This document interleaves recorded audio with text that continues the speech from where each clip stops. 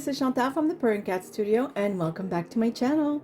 Today I want to present to you the new journal I just finished. For those of you who are familiar with my work, this is just like the Generations journal. Of course it's a brand new one, but the feel and the idea behind it is the same. This was made with a recycled mini cakes box. Sometimes I use cereal boxes, whatever it is, because I find that that kind of cardboard is really solid, yet just enough malleable that you can do nice folds with it. And I made two signatures and they are sewn in, and I just put eyelets to get the ribbons out. So I thought this would look very nice for a stitched in journal. So I covered everything in fabric, as you can see. I also sewed all around it.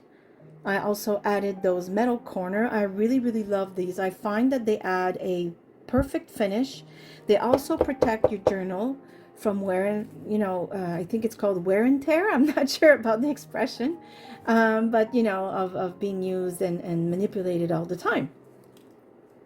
I did make a short video about how I made the fabric cover. So if you go in my YouTube shorts on my channel, you'll see the process of doing this. It's very simple. Once you get the hang of it, you're going to want to do it all the time. It's just as rewarding as when I do the tab binding. It's just a different look. This is more like a book, if you will. I really love, I've always done this. That's how I started pretty much. My journal journey, I mean.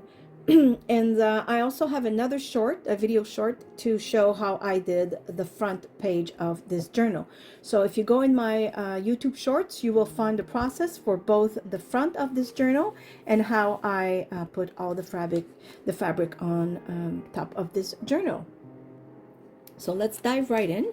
So to close this journal, I made it really easy. I had done this before in another video a while back.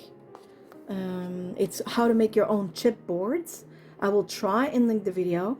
So I just decided to use it because I thought it fit perfectly. In fact, I think I'm going to call this journal the Memories Journal. So it will be in my Etsy shop. And here we go. So right from the start, and you will see that if you go see the video, the shorts on making the outside of this journal, right from the start there is a side tuck right here, and I show it when I make the journal. So the side tuck allows to, of course, put things, and these beautiful tags I made a while back, and of course there's another video about that. I don't know if I can find the video. I'll try because I know it's been a while.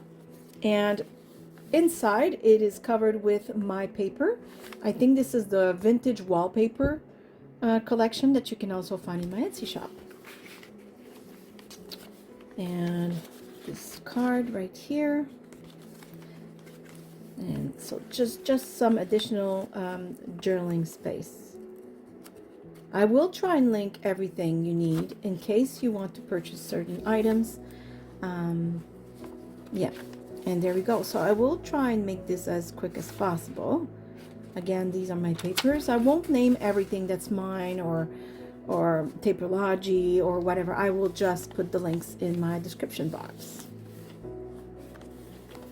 Another little hiding little pockets.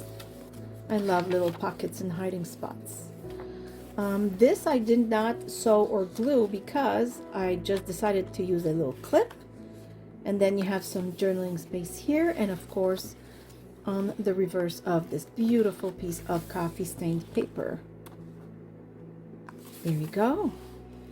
Beautiful old couple right here. Love it.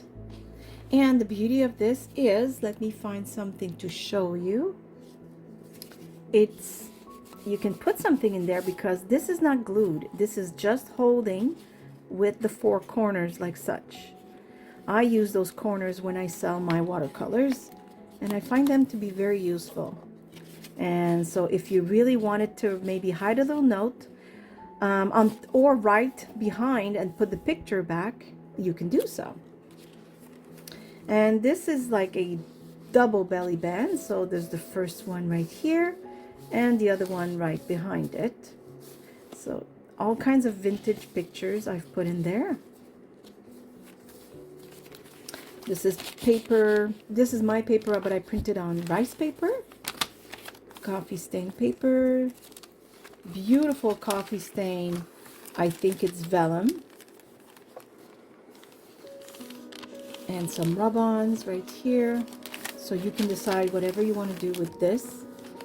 I left a lot of space for you to write and glue and stitch whatever you want, like a sew, I mean, whatever you want. Oh, this is fun. This is a little, it was a long paper, so I decided, instead of cutting it so it would fit, this is the middle of the signature, and you can open it and write to your heart's content, and then when you're done, you just close it right back, like so. And there you go. So it acts as a little envelope. Beautiful old lady. This is just a tiny little tuck place, but it's right through.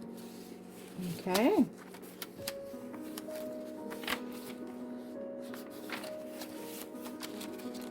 That's the other part of the vellum. And as you can see, I did not fill it completely. I do want you to have space to make it your own. And this is a big pocketed tag. And I'm going to take the things out so you can see a little better. And there you go. And you have this medallion I made a while ago. And you have your first pocket and another one and the last one right here. Now, I don't remember if these were in the right spot, but and there you go. So again, I did not sew it in or glue it in. I think it's fun to take it out. Plus, it gives you the opportunity to use this page and the back of this. Oops, there you go. And this is just another journaling card. I just tucked it right here because I did not glue the top of this flower for that specific reason. And a nice little pocket right here, but it's not really a pocket. It's the same concept, see? Same concept as earlier. This picture is not glued. It's just holding by the four corners. That way you can take it out and you can use the whole page, and you can hide a little secret. You can write behind this picture, and you can also put something in it just like so. So this is a little tag I made. And here I simply put this, it's just a little crochet doily. I thought it fit perfectly in this journal. And it holds this clothespin, if you will, holds this and these, which I just put together with a piece of fabric tape so that you can write behind them and put them back in place when you're done, or put your own. So this is the end of the first signature, and this will be the beginning of the second signature. So I made a little pocket right here in the front. Put something right here, another, just journaling cards of all kinds for you to enjoy. And as you can see, a lot of writing space. I think these are so awesome and they're so easy to do. This is just a cutout butterfly with a, I think you could say, a notch in it. And you use it as a page holder, just like so. And it looks very vintage, so I decided to put it in this journal.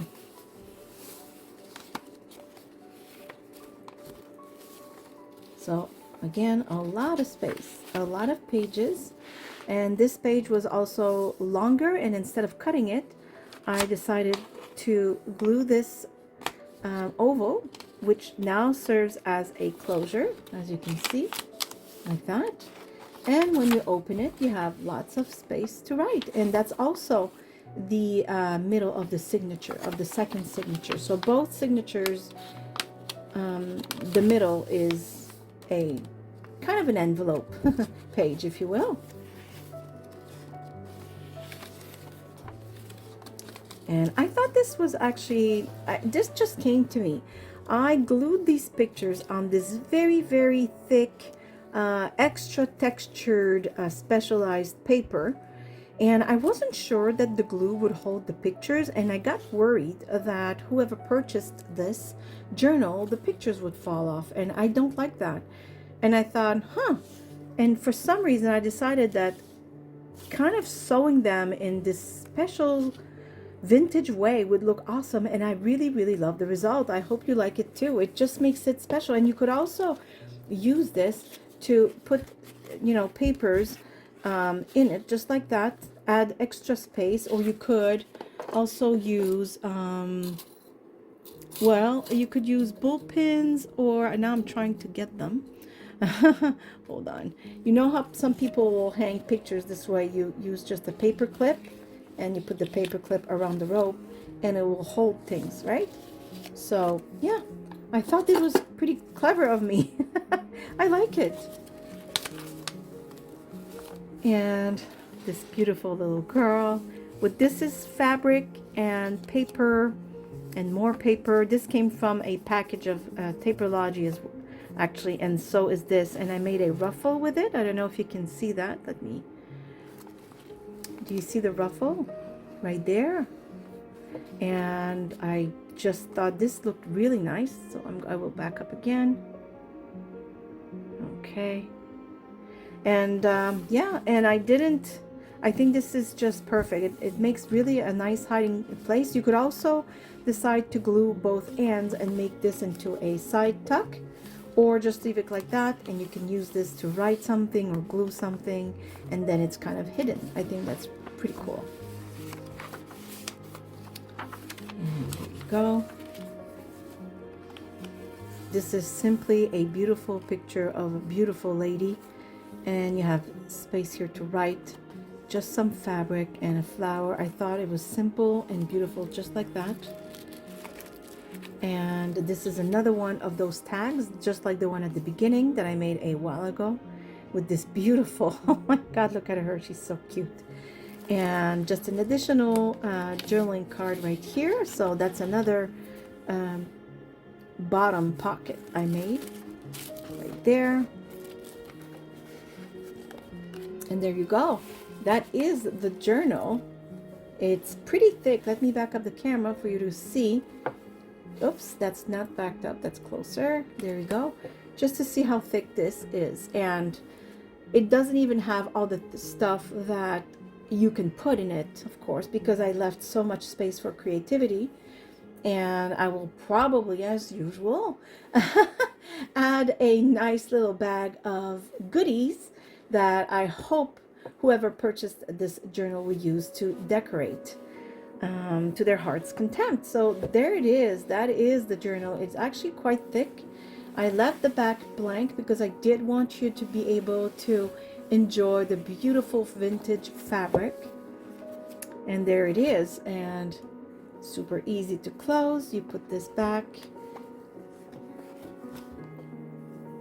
But yes, I will put in the description on the Etsy, in my Etsy shop, how many pages there are, but I'm fairly certain it is 50 pages, give or take. Some pages are smaller and thinner, as you saw, and some of them contain other folds, so it's, you know, more or less 50.